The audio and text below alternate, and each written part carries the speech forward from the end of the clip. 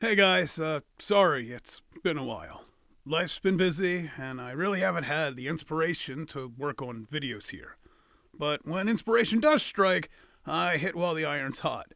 Hence the capybara video I released last month. Sorry about that. I want to try my best to make more content for this channel and hopefully get the chance to share something really cool by the end of the year. But what is it that brought me back today? This. This monster right here. The Glabrezu.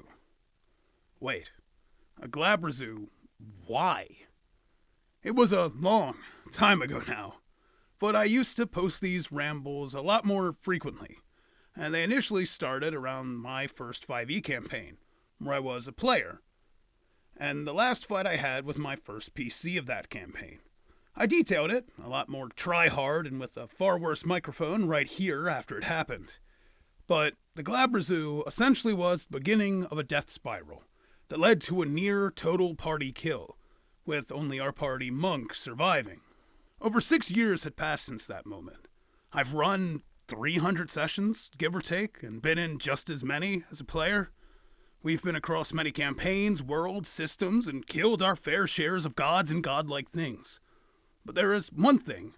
Across all of those games, both as DM and as player, we had never touched again. The Glabrezu. Maybe it was because we had other plans for our games. Maybe it was fear. Maybe it was the litany of books that have come out during and after that game that were not from the Monster Manual. That's crazy, though, right? I know, it didn't dawn on me either until our most recent session. And this is going to contain some spoilers for Waterdeep Dragon Heist, so be warned. 3, 2, 1. We'd been through the Vault of Dragons. We had opened the Troll Skull Manor Tavern, now known as the Canvas, and we found our way to the enemy for the season, Monsoon. So, with a little help and an arcane gate scroll, we managed to infiltrate Kolot Towers and climb it. And as we climbed the first tower, we came to a familiar sight. Yet one that we as a party had not encountered in 6 years. A strange sigil sat on the ground, glowing with a pale light. Candles sat around the room, casting a dull orange glow. There were 3 people, mages, chanting around a circle. Within that circle, within that sigil, a towering red-skinned form, with pincers growing from its shoulders and arms growing from its torso, idled by their chanting. That description of the Glabrezu caused immense panic. So too did the confirmation of what it was, its token having Glabrezu written underneath it in plain lettering. The 3 of us that took part in that fight with the sorcerer 6 years ago had the same reaction. No way. A Glabrezu? Seriously? This can't be right. Our 4th player, who joined well after that campaign and well after we pushed the idea of a Glabrezu to the back of our minds, was certainly clueless, but seeing us panicked probably didn't sit well with them. As players, we were spiraling. What were we going to do? Do we leave? We know what happens if a spellcaster gets a demon to back them up. That's how Johann and Varys died, so we can't leave. But we can't win this fight. Can we? Well, we're level 7. Yeah, the same level we were the last time we fought a Glabrezu. And that party had potions of healing, a paladin, and some serious magic items. Our current party did not. Or so we thought. I'll get to that. Seeing this analysis paralysis, my current PC, my 4th of the campaign, I have made a lot of dumb mistakes this game, but I stand by them.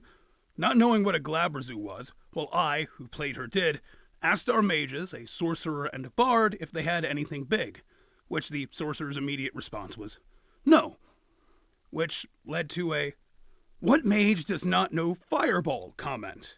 And that was the neuron activation the party needed to break from the analysis paralysis.